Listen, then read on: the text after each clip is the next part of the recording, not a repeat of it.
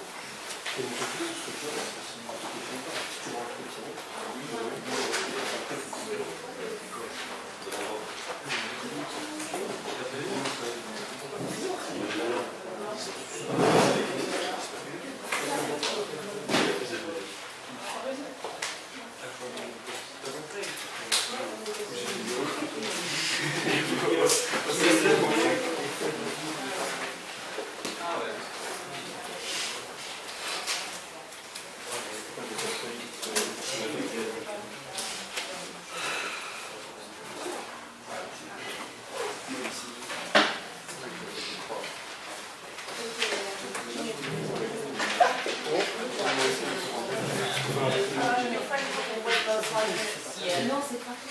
Just for the last couple. Ah, moi je l'ai reçu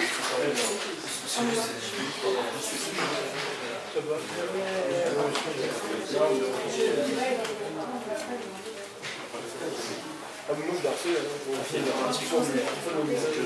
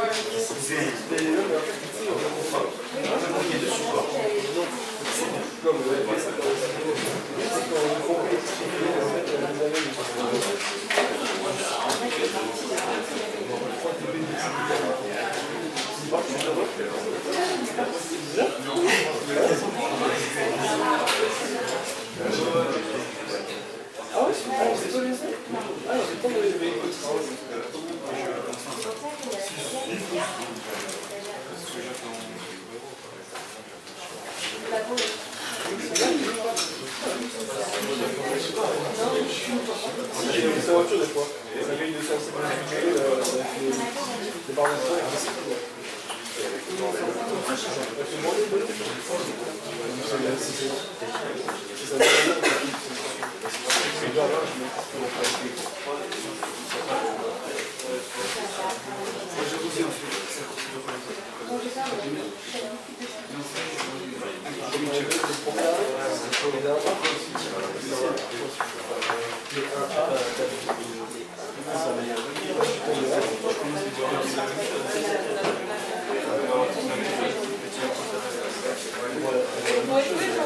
C'est vrai que nous, par rapport à la génération qui arrive, on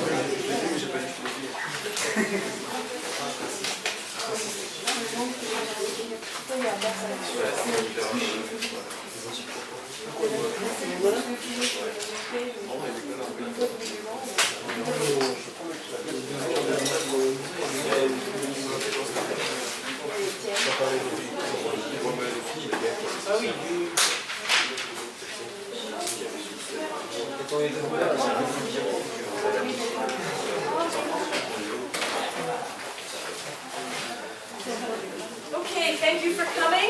Some of you already know Jessica. Her mom's British, actually Cornish. Yes. Her dad's from the US. Is he American? Half American, half English. Half American, half English. And she is in the computer science department here. And if she talks too fast, just go like that. If you can't hear her, she's not loud enough, go like that. And otherwise, Get forward, stop dancing, and after right. be really nice, because it's really hard as a student to come up and do this. Okay? I'm just going to talk to you about your home. I'm going to shut this and I'll be in and out. Okay. Okay? Hello, everybody. Hello. I'm Jessica and I have a problem. No, I am from Cornwall, which is a part of the United Kingdom, which not many people, even within the United Kingdom, know about. Is that thing right there? Thank you. Oh, you should have known better. You're going to come to a presentation on the 1st of April. April Fool. No, it's a real slide. So, like I said, it's a bit at the bottom, the very southern point of the whole United Kingdom. So technically the hottest, but 25 degrees, still relative. We have our own flag. You know how down here you have the Oxycan cross. We have St. Piran's flag. St. Piran is the patron saint of Cornwall. And the legend goes that he created this flag when he lit a fire, and in Cornwall there's lots of tin. So the fire, it burned some rocks, and tin burned white, so it made a cross like that. So that's the flag. So, a few important places to give you some kind of idea. First is Truro. Truro, it's where I was born. It's like the capital city almost of Cornwall. It's the biggest city in Cornwall, and it's famous for its cathedral, and it's the only place we got a lot of shops and a lot of activity really. And the High Street and typical little British town. Next up is favourite holiday destination. Cornwall is mainly known now for its tourism. That's what keeps it alive. So this is St Ives, where I've been several times. It's full of artists. They say that there's a special kind of light at St Ives. It makes painting more interesting or easier or something. So it's got lots of galleries, and it's one of the few places that has tourism all year round, not just the summer. The main problem with Cornwall is lots of English people came and bought holiday homes. So in the summer, it's full of people, and in winter, it's just the whole place is dead, and it's quite sad, really. So we have some fancy cafes and such. And look out on the harbour. Cornwall, there's a lot of. We rely on the sea. The main industries were mining and fishing. So there's a lot of harbours, lots of beaches, which helps the tourism. And third main place I figured is Penzance. So my grandparents used to live in London, so I used to go there a lot. And that main place right next to the sea at the bottom. There's some interesting stories. There's a huge promenade along the sea, and in the winter it usually ends up being kind of underwater. And also St Michael's Mount, because we thought, hey, the French have got one, so we'll have one too. No, we have one as well. It's a British one. It's in Cornwall. It's the same. When the sea comes in, you can't walk to it. But when the tide is out, you can walk all the way there. And it's a monastery. Well, it used to be a monastery. Now it's a big house. Yeah, we got jealous of the French. We have to have the same view. So, next section, Cornwall and the world, because we're not known for staying at home, as you can see. So, there's an old saying that goes, wherever in the world there's a hole in the ground, at the bottom of it you'll find a Cornishman searching for metal. The main industry in Cornwall for centuries and centuries was mining. There's engine houses all over the place, especially for tin and copper. The thing is, the industry doesn't always do so well. So in the 1800s, there was what we call the Cornish diaspora, where all the Cornish left to try and find work. And they went all over the world. This is a statue of a Cornish miner in Australia. So we went anywhere. We went to North America. In America, you'll find villages near mining sites that look just like little Cornish villages, which for the States is quite a contrast. We went to Australia, South Africa. In Australia, there are whole Cornish communities that have festivals and bake traditional foods, and they're taking interest in the Cornish language and so forth. And in Mexico, we left engine houses, Cornish engine houses in the middle of the desert, which look quite odd.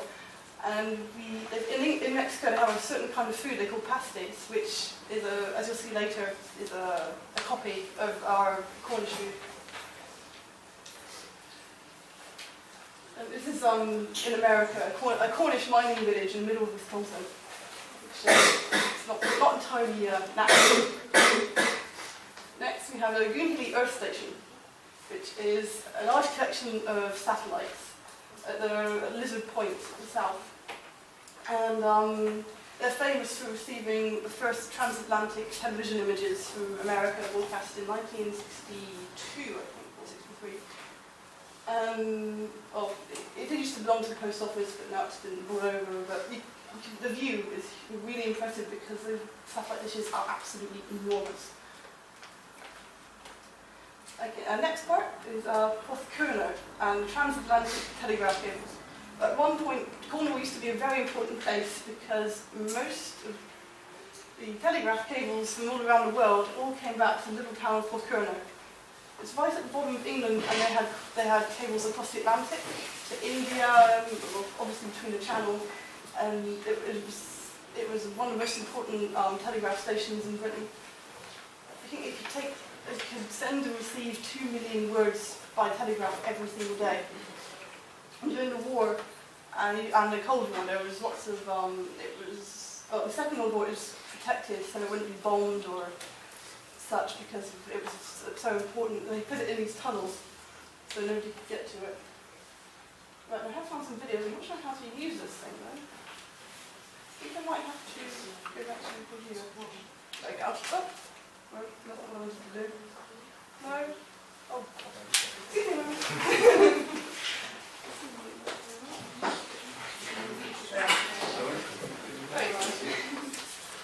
It should be down.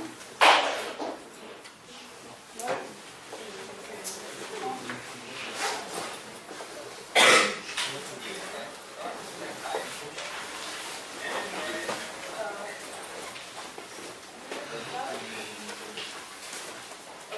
This is some making the cables that they put under the sea.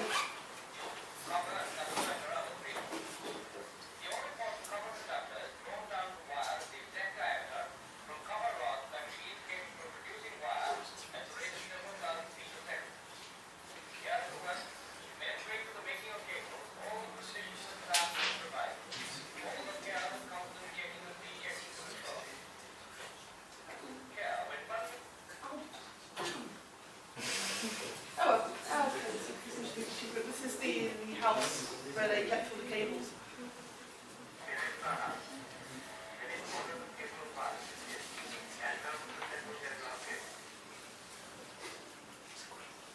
Those are the offices back in the 60s.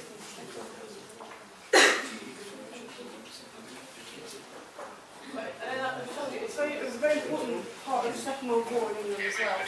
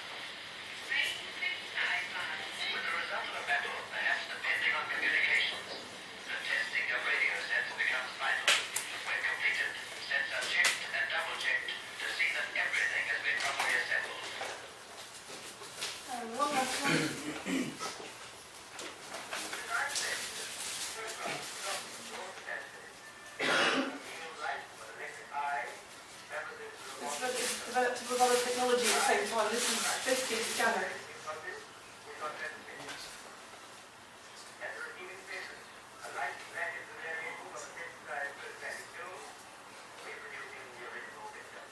That's the very early version of a fax machine that they developed there for a while.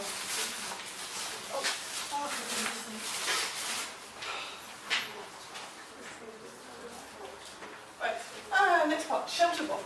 It's a charity which is from Helston, also at the bottom of Cornwall. Most of the things in Cornwall seem to happen at the bottom.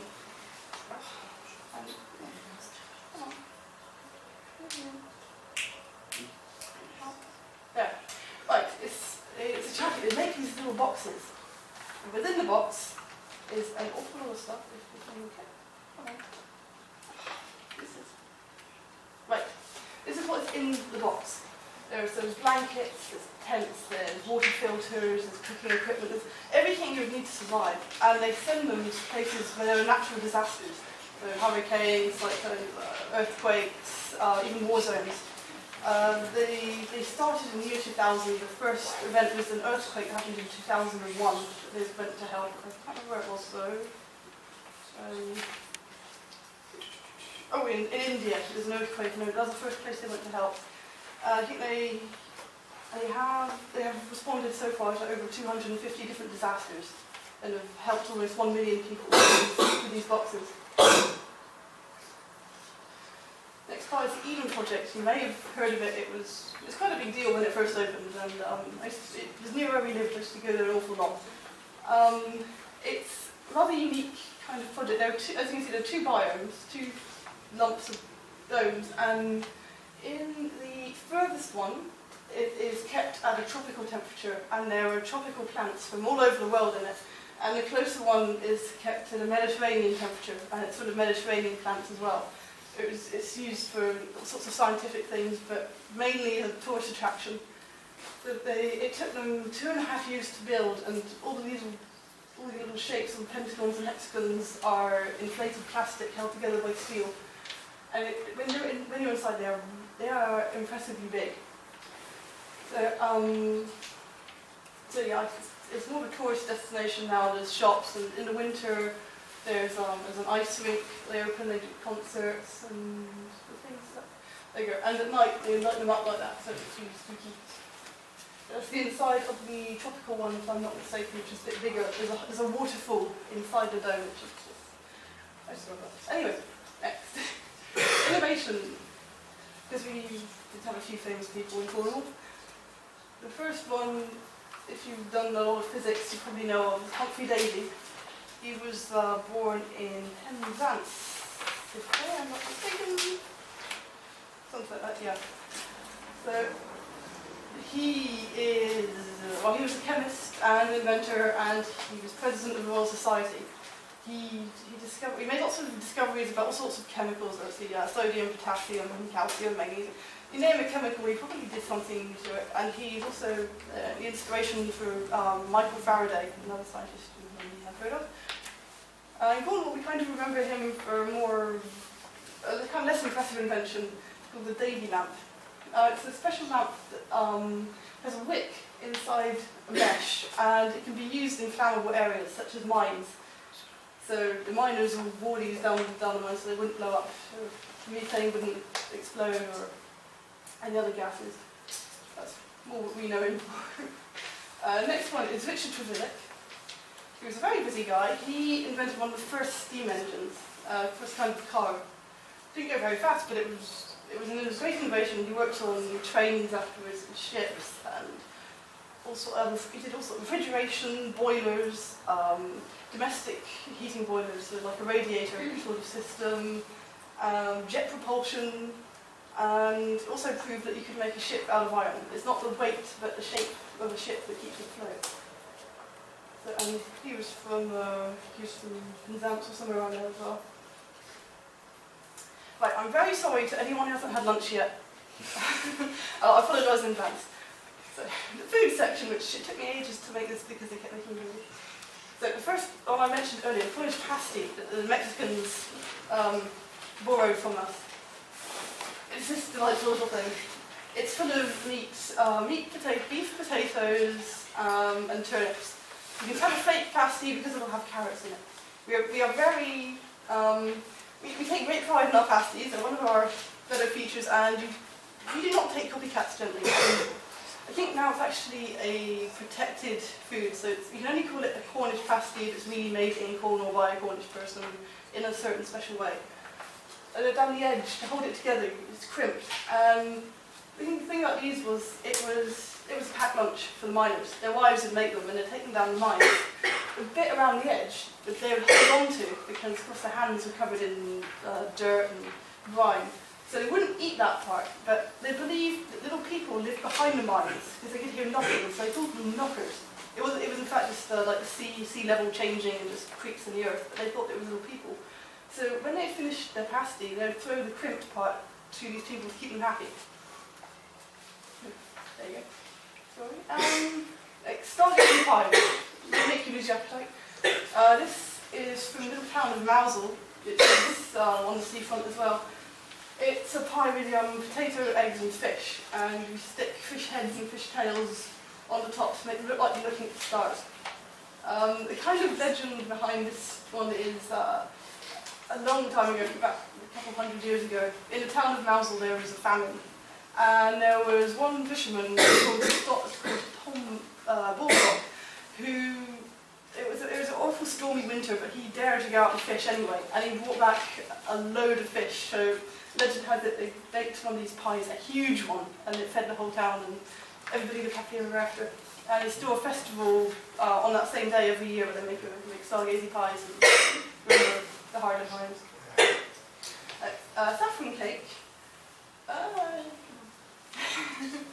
This is a cake with it's saffron and sometimes cinnamon and raisins.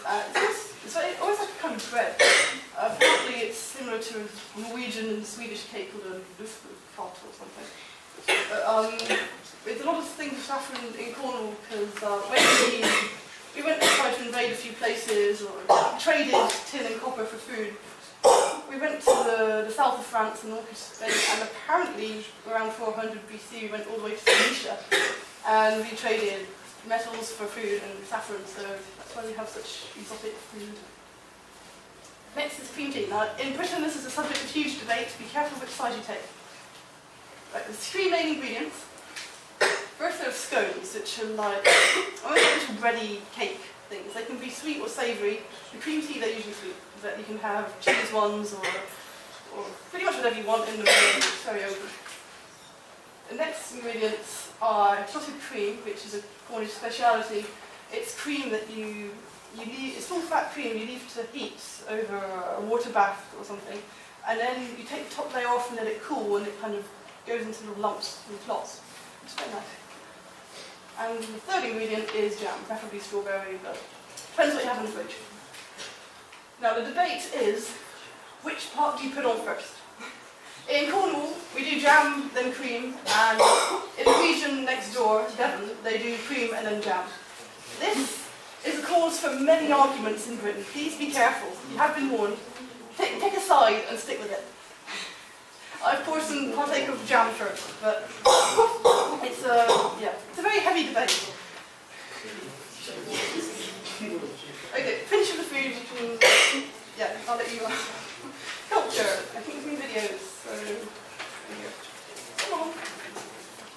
Right, there's a thing called a Gorted, which is a festival, a Celtic festival, run by about 500 bards, and it takes place in a different Cornish town each year. It's always moving around, and there's music, and dancing, and there's little games, and you usually get school children to come and participate in the dances. It's just a typical kind of Celtic festival. So it's quite fun. Right, I found some extremes. I have found the oldest recorded footage and the newest recorded footage of every festival here. So this is the oldest recorded footage of the festival from 1946. That's how old I attempt to say.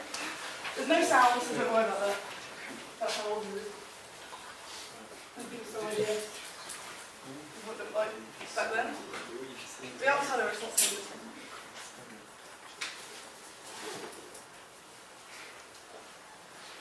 Thank you. I'm not sponsored, honest. There's lots of processions and almost like a kind of carnival. The film quality has improved since then.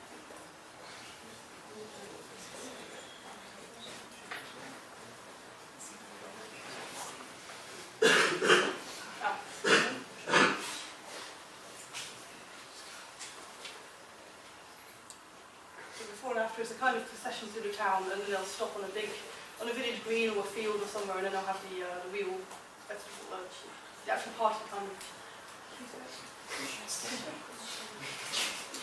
This is the newest microphone from 2011 with sound and colour.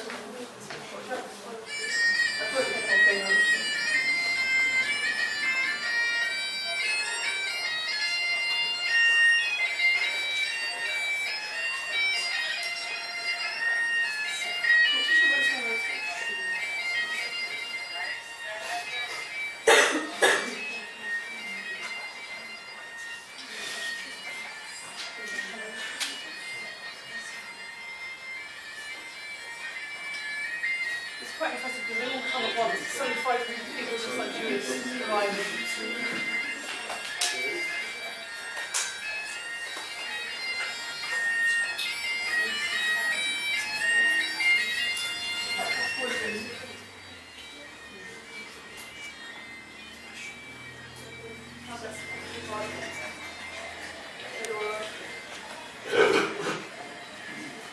The yellow is back.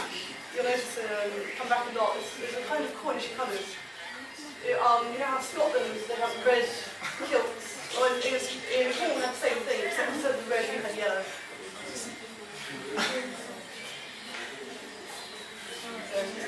Got the idea. Next one is obvious.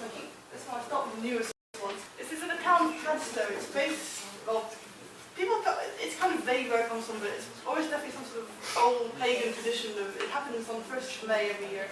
And there's two osses, or horses, if we don't pronounce them properly. Two horses that roam around the streets, and they're teased, and they dance, and there's music, and eventually the blue horse, there's two halves of town, there's a red half and a blue half, and each one has their horse. And the red half, at the end of the day, end up in a pub, and the blue half end up in the local manor house, and they spend all day dancing. And,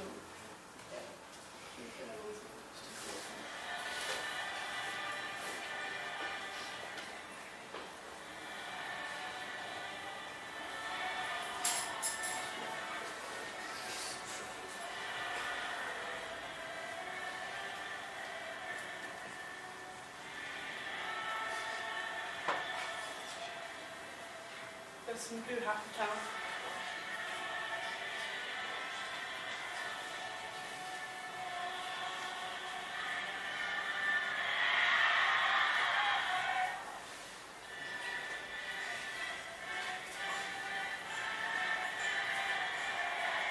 It's fine, his job is to see his horse, and that's the horse.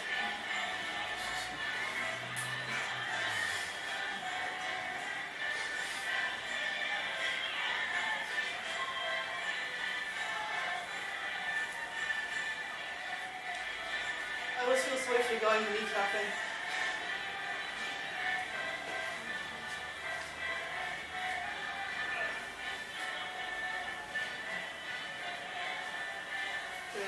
It's also good for giving young children nightmares.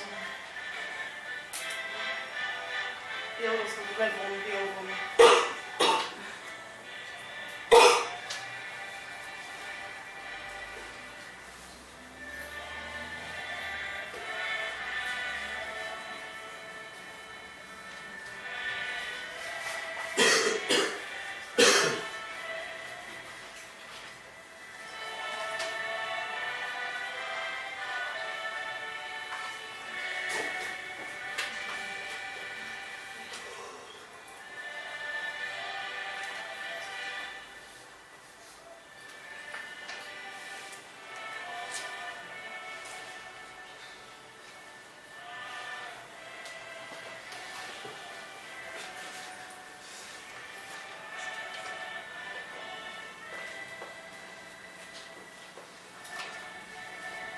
The procession makes its way all through the town, so this is the red ones, keep them sitting back to the pub.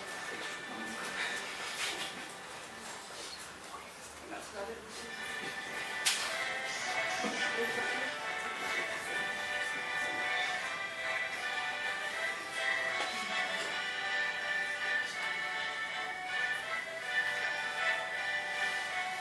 There it is.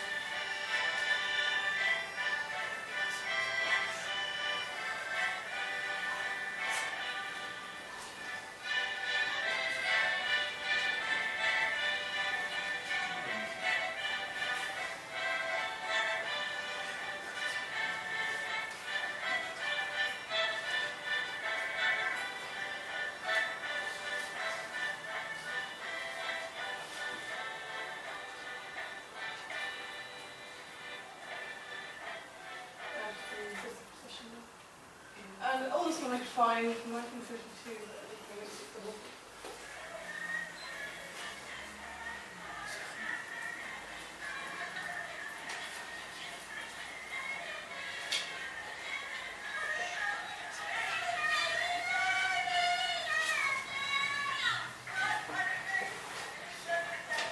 a bit harder when you can't tell which colour is which one.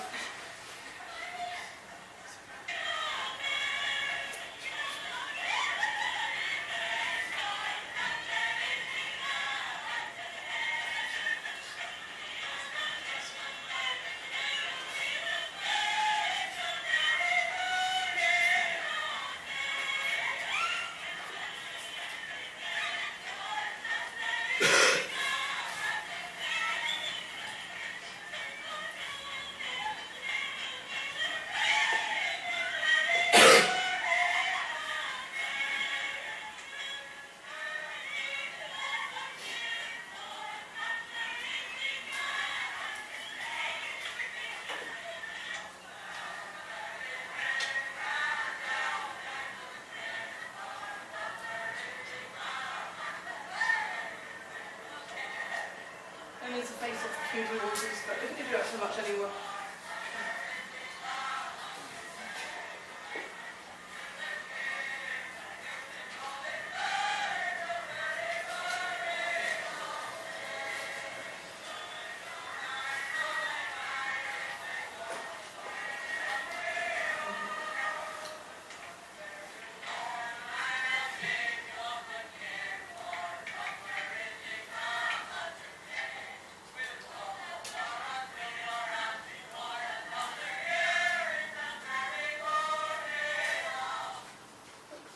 Okay, next one is the Floor Day in the town of Helston, where the shelter box is from. It's going to go for the whole year. It's very competitive. This is a dance in the town of Helston they have every year on the 8th of May. So if you go to Cornwall in May, there's plenty to do. There's different dances all day. There's one at 7 AM, and there's one with children at 10 AM. Then at midday, bells ring, and everybody runs in outhouses dancing. It's all very, very jolly. And another dance in the evening. I don't know which one this is, but the thing about it is it always has the same music, and the music has never actually been written down. It's just been passed down from bandmaster to bandmaster.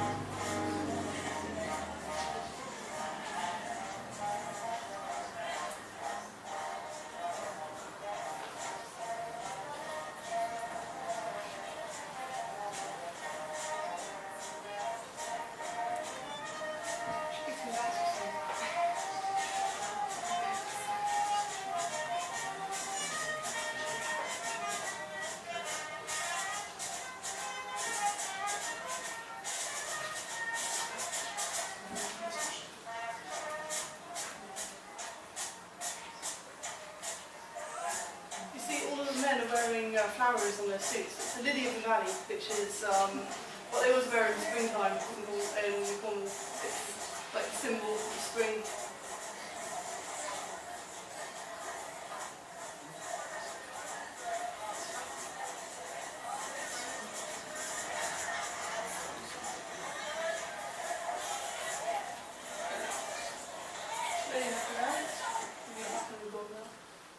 And it's the oldest one we find in 1955.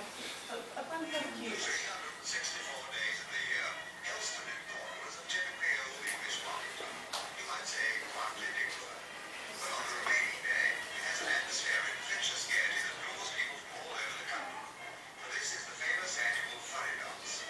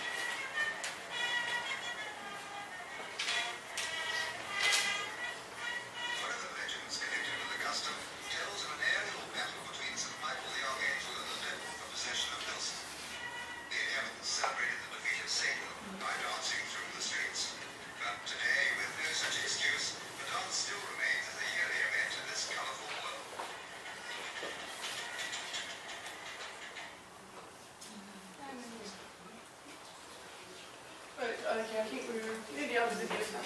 Right, it's Bishop's Trelawney, because Cornwall, we value our national identity, what little we're allowed to have. So kind of like a national anthem, if you will. So it's about this guy, Bishop Trelawney, who refused to sign a petition saying that Catholics were allowed to be Catholics if they just did it by themselves and didn't affect anybody else. He refused to sign it, and long story short, he ended up in prison. So the song was written about how would he live or would he die, and it became the Cornish anthem. I think it's in here next. So I'm going to go back, yes. The main part is shout and all live, shout and all die. These 20,000 Cornish men were the reason why. So, I won't play the whole thing, it's very long. This is the main part. It sounds awful. Never mind.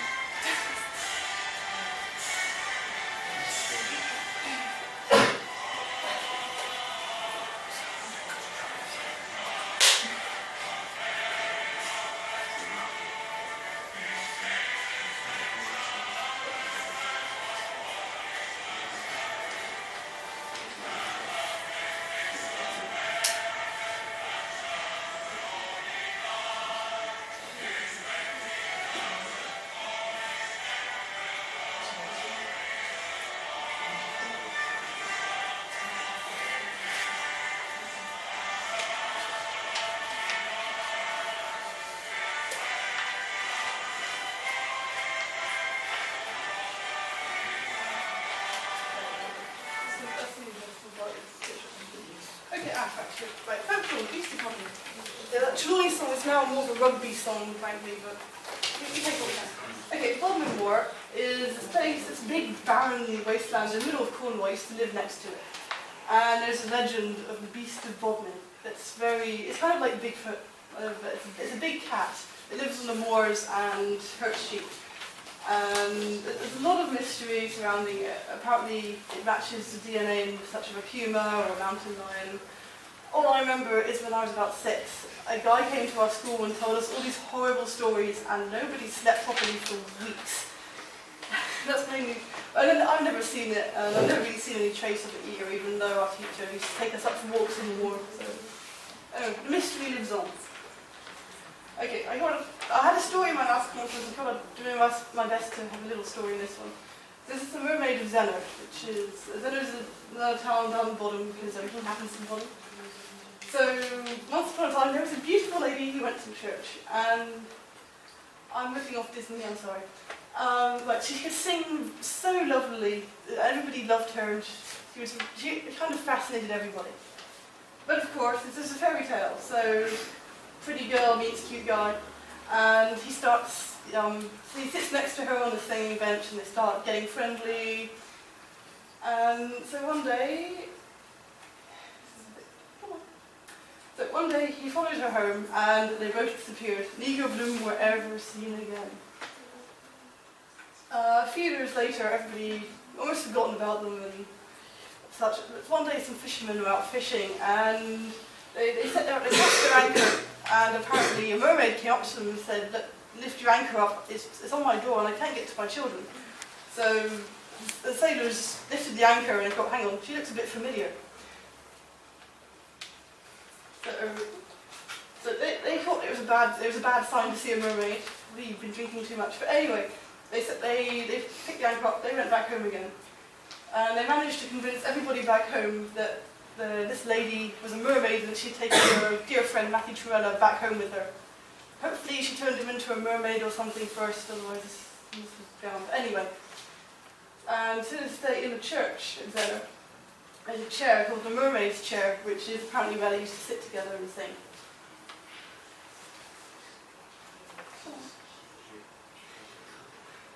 Right, now I'm going to get a bit political. This is a very passionate debate in Cornwall because we do not consider ourselves English, no more than the Welsh or the Scots or the Irish. Right, we are Celtic, just like the Welsh, Scots, the Irish, the Isle of Man, Brittany. We do not have the same mindset as the English. Our cultures are quite different. We're more linked to the pagans and the English. I don't know, religious snob really, but we have a heritage and we do our best to protect it. We have our own language, but well, it died a few decades ago, and now people are trying to revive it. It's a bit hit and miss, but I never learned to speak it. I left Cornwall before it was cool. We have a kind of language which is just English spoken badly. So here's some Cornish translations of things that are supposed to be English that we kind of turned into our own things. For instance, directly means pretty much now. What's on is what's happening. A Cornish pasty we call a tatiogi. Tatty means potato in the Scottish help translation. There's all sorts. Yeah, I know friends of mine who've said things like this a lot before. You can kind of make words out, like what's marrow with ye is what is the matter with you. We don't like consonants much. Right, according to the Cornish descendants, things we would like. We would like to have our own cultural identity. We'd like to be recognised as a different part of England like Scotland did. In fact, when they had the Scottish vote, they said that if it voted yes, then Cornwall would have asked for the same sort of thing. But it didn't, so never mind. And we basically want to stop having to bow to England. And even The Simpsons got involved in this, to show you how big a deal it is. At Christmas, we have the Queen's speech, and apparently all the English families sit down and watch it. Most of us are asleep by this point. I don't actually watch it. But on a different channel at the same time, they have the alternative speech, and one year The Simpsons did it to this subject. It's very quick.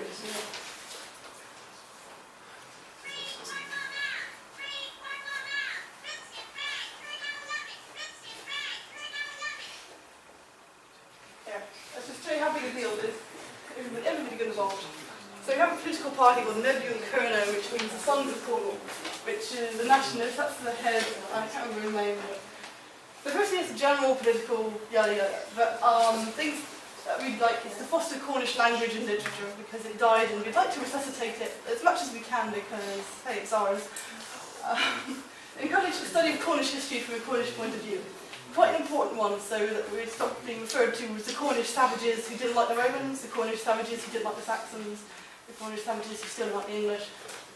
A less biased point of view would be nice. For people to realise that we're Celtic and we want the same respect as the other countries, basically. It's not, we're jealous of Wales and Scotland. We want our own independence. So, we'd like to just slice off that bottom part, anyway. That would cut the United Kingdom up into no piece, but it's already quite complicated. However, we did make some progress. We are now recognised as a national minority. So it means that we have a different identity. We could even get the equivalent of not quite a passport, but we can be recognised as Cornish, not English, which is what I do frequently.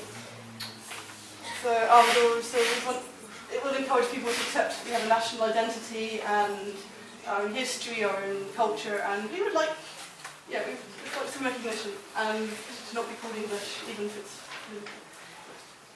Right, I think I do want to know about where I'm from. So, like I said, I'm from Bodmin Moor, Pensilva. It's a very small town in the middle of nowhere.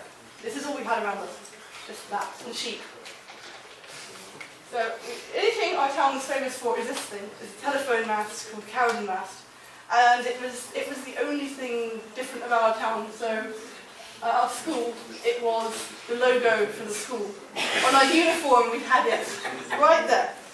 So as proof, this is my class when I was about 8, I think, 7 or 8. I'm right there. Thank you. I believe that is the end of the presentation. Any questions? No? Oh, all right, fine.